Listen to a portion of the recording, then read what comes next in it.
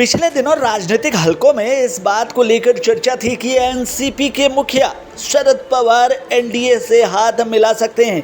हालांकि इंडिया में शामिल है शरद पवार, लेकिन कहीं ना कहीं कार्यकर्ताओं के बीच भी इस बात को लेकर सस्पेंस बना हुआ था। पर शरद पवार ने अब अपने कार्यकर्ताओं का भ्रम दूर कर लिया है और साफ किया है कि बीजेपी से हाथ नहीं मिलाऊंगा। आपको बता दें कि राष्ट्रवादी कांग्रेस पार्टी यानी एनसीपी के मुखिया शरद पवार ने मंगलवार को कहा है कि वो बीजेपी से हाथ नहीं मिलाने वाले। शरद पवार ने राजनीतिक हलकों में लंबे समय से चल रहे उस अफवाह पर भी पूरी तरह से विराम लगा दिया, जिसमें कहा जा रहा था कि शरद पवार एक राजनीतिक चाल के तहत अजीत पवार को भाजपा के खेमे में भेजे हुए हैं और मौका मिलते ही वो इंडिया गठबंधन छोड़कर एनडीए और बीजेपी से हाथ मिला लेंगे। दरअसल मंगलवार को दिल्ली में पुणे से आए पार्टी कार्यकर्ताओं से उन्होंने कहा कि वे बिना किसी डर के पार्टी का काम जारी रखें, बीजेपी से हाथ वो नहीं मिलाने वाले।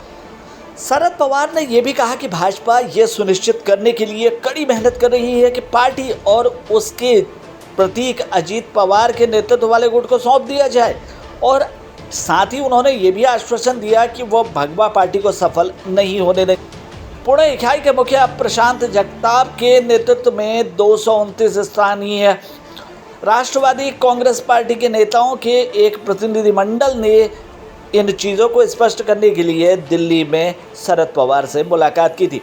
जगताप ने कहा, एक बड़ा प्रतिनिधिमंडल दिल्ली में पार्टी प्रमुख से मिला, जहां उन्होंने स्थानीय नेताओं की बात सुनी, सभी से बिना भ्रमित हुए पार्टी के लिए काम करने का आग्रह किया।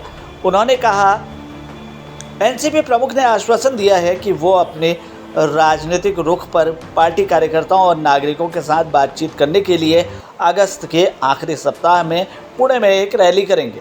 उन्होंने हमें स्पष्ट किया है कि वो बीजेपी से कभी हाथ नहीं मिलाएंगे। पार्टी कार्यकर्ताओं और शरद पवार के बीच भ्रम की स्थिति तब आई जब अजीत पवार ने एनसीपी और उनके चुनाव चिन्ह पर दावा किया, और दावा करने के लिए अब चुनाव आयोग से संपर्क भी किया गया। इसके चलते एनसीपी कार्यकर्ताओं में भ्रम फैला दिया कि ये सब सीनियर पवार के दिशा निर्देश पर हो रहा है। हालांकि दिलचस्प बात यह है कि अलग हुए गुट का ये भी दावा है कि शरद पवार उनके नेता हैं और वे उनका सम्मान करते हैं।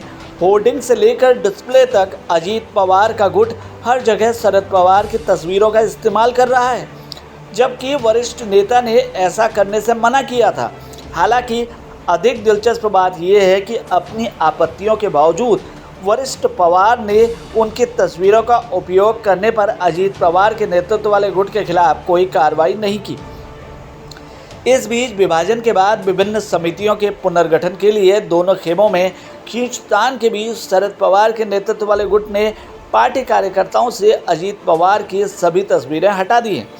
पुणे में पार्टी संगठन ने घोषणा की है कि वो शरद पवार के साथ खड़ा है, जबकि पूर्व नगर सेवकों सहित चुनाव पर नज़र रखने वाले लोगों ने अजीत पवार का समर्थन किया है।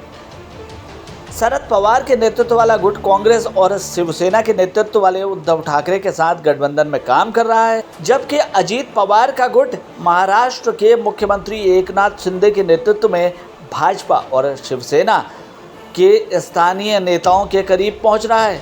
संयोग है कि उप मुख्यमंत्री अजीत पवार ने हाल ही में पुरंदर में शासन अपल्यादारी कार्यक्रम में शिंदे और उप मुख्यमंत्री देवेंद्र फडणवीस के साथ सार्वजनिक उपस्थिति के दौरान हाथ मिलाने के अपने फैसले को सही ठहराने के लिए 30 मिनट तक बातचीत की। उन्होंने कहा कि उन्होंने राज्य के विकास के लिए हाथ मिलाया है, जो विपक्ष में बैठकर संभव नहीं है।